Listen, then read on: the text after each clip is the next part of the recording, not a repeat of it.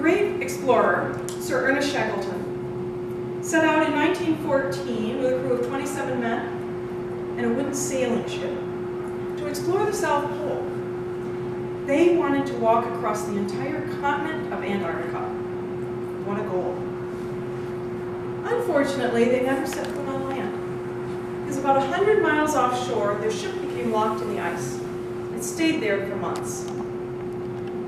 Eventually, Shackleton and his crew were forced to abandon ship, camp out on the ice. And there they watched in horror as the ice shifted, the ship cracked, crumbled, and sank. What a dire situation they were in. Thousands of miles from civilization, in the dark polar winter, and nobody knew what had happened to them. But Shackleton did not despair. He was optimistic. He encouraged his men. He kept them active every day. He kept them moving. Eventually they went to an island where there were some stores of food. And Shackleton himself set out in a lifeboat across 800 miles of open sea to obtain rescue. They came back and every one of those men was saved. He didn't lose a single man. Many people then and now believe that Shackleton's crew was saved because of his positive attitude. What about you? Do you think Shackleton's positive attitude made a difference? And what kind of leader would you like to follow? Someone who's optimistic and encourages you when the going gets rough? Or someone who doesn't? I believe a positive attitude makes all the difference. I believe a positive attitude is everything. We've seen what a difference it makes in leadership with Shackleton's example. It makes a difference in our self-motivation, in reaching our own goals, in our energy levels. And it makes a difference in our physical health and well-being as well. More and more researchers are finding that how we think and what we think affects our brain chemistry.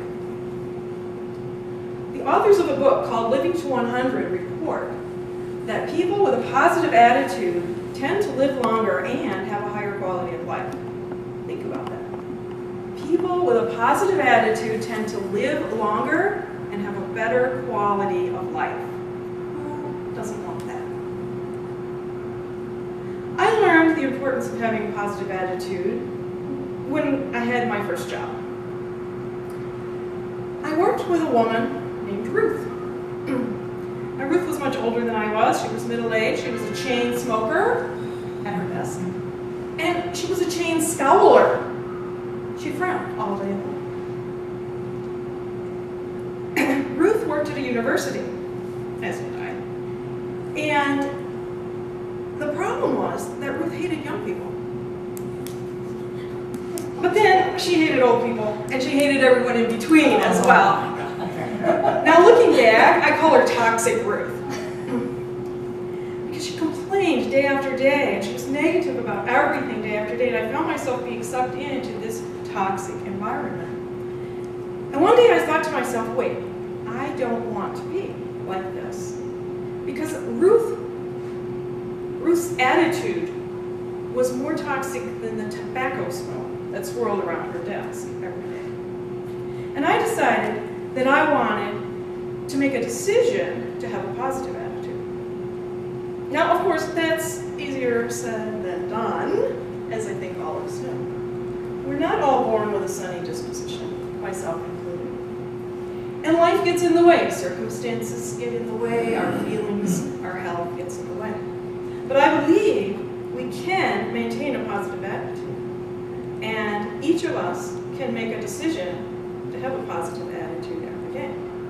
There's several ways we can do this. I want to share a few, but then I want to share the key that has worked for me. For example, what we read affects our attitude.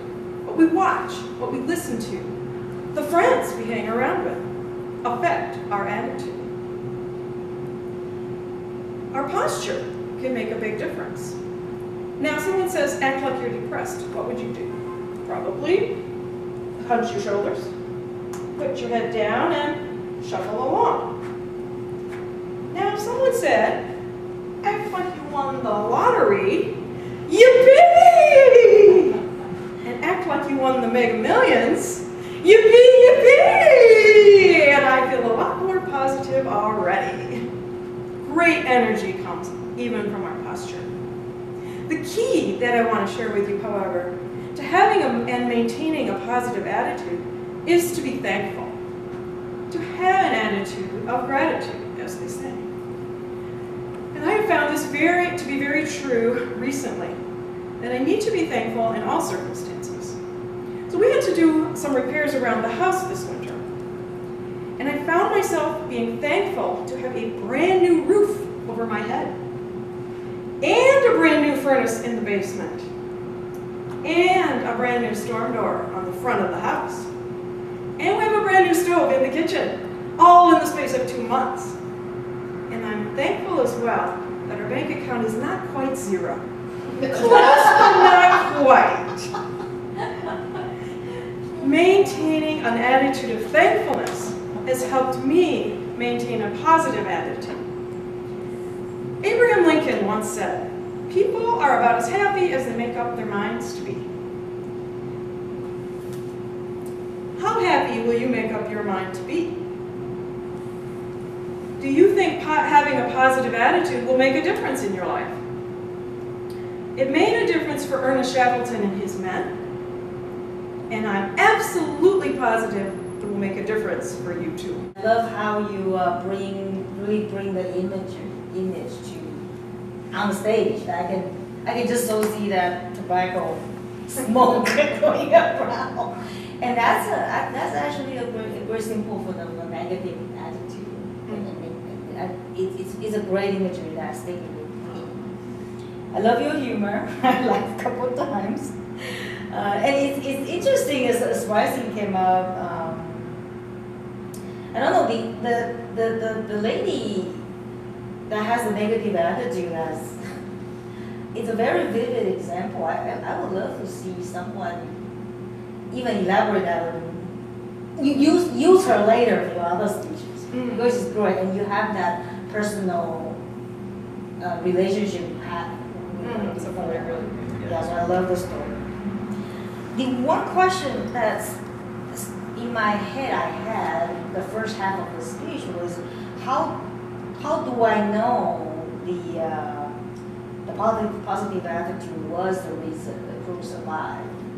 And I don't think I found the answer. And I don't know if there is an answer or there's a reason to figure out the cause and effect. So so my thought is maybe it was just a way to say it, not implying say, hey, because I have positive attitude, then everything's just thrown out. It was just, or talk a little bit about how could have the positive attitude supported the crew. So I feel like there is a gap there, and that question was in my head for the first half of the speech.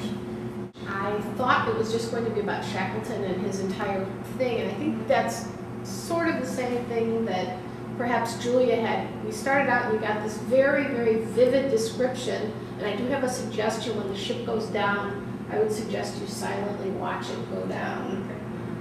But I thought that it was going to be continuing on with that, and then you totally switched to another topic, and it was as if you came to another speech, which I liked, which I found informative, which I found very humorous. I also liked the examples of things to be grateful for. But like Julia, I was still wondering about Shackleton and how did you know he had a positive attitude. Also, I think that you did not make it dire enough with how many people were there, how little food they had. It was cold, it was dark, nobody knew where it was. You did point that out. It was over 1,000 miles from help. And I think it would have been nice if you had asked, what would you do in this situation? Can you imagine what you would do? And then perhaps answer it. I think a lot of us would just give up at that moment. I thought I really liked Toxic Ruth. I thought she was very vivid. Quite a character I will probably never forget, but I would have liked to have heard something from her.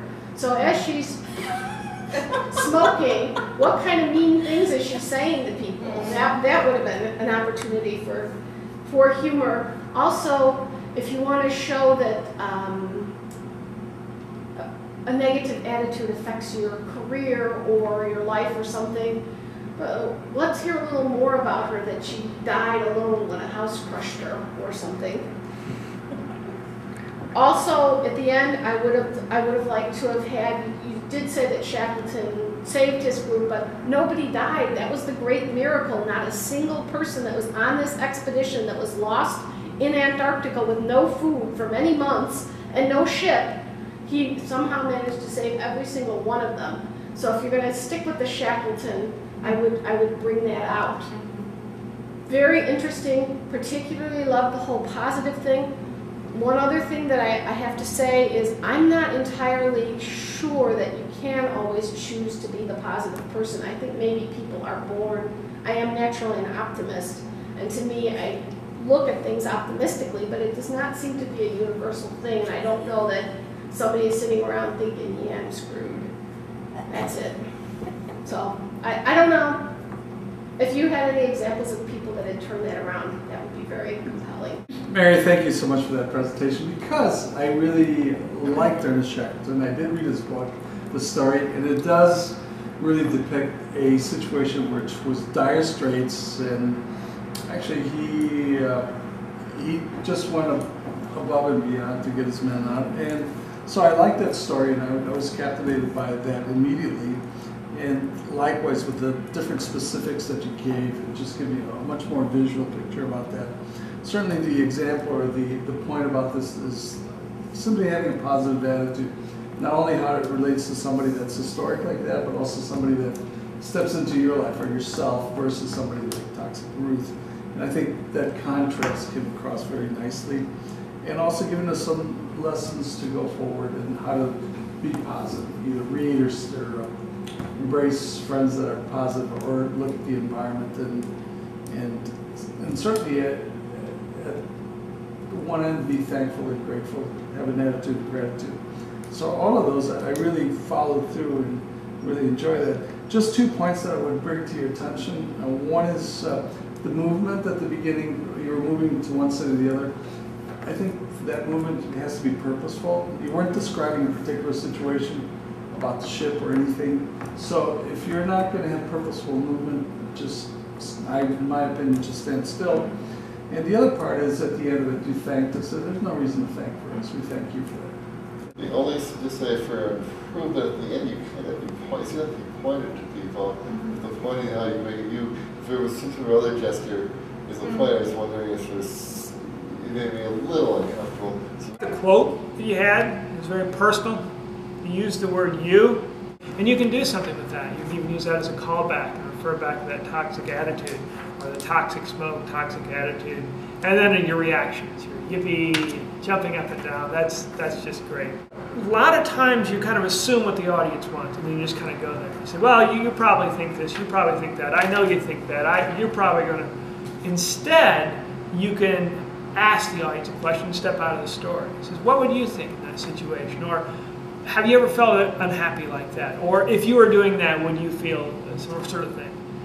Or, how would you feel? And then you can step back in and say, well, I felt, or this is the situation that happened, or this is how I felt. So it's really about stepping in and out of the story and asking those questions instead of just assuming things. Thought for development in your speech. Dialogue. Get people talking more. Dialogue creates conflict. Dialogue raises conflict. Dialogue pulls people in. Get dialogue going between you and the smoke attitude. Get you between the dialogue going with Shackleton. You and even internal dialogue. I was thinking, I didn't know what to do. I didn't know what this problem was. And then also to touch on other people and talked about, really to develop a story that really connects with people. It helps them connect with you. So if you say, well, I'm upbeat and all these people are kind of losers, people are saying, okay, well, I guess I'm in the loser category because I'm not feeling that up today. But instead, say, I used to feel like this, down, whatever, and I hung around this toxic person. They pulled me so far down until one day somebody said to me, Mary, you got to get away with this toxic smoke girl. She's just going to kill you. This is what you got to do. This is how you do it. And I started doing that and changed my attitude. You become an example that people want to follow and show that if you could do it, you can make that change. Ask a question. Have you ever done this? Wait. Just get a pat at least to answer it in their head, even if they don't answer it out loud. If you're going to tell something funny, You got to wait for the audience to finish their laughter.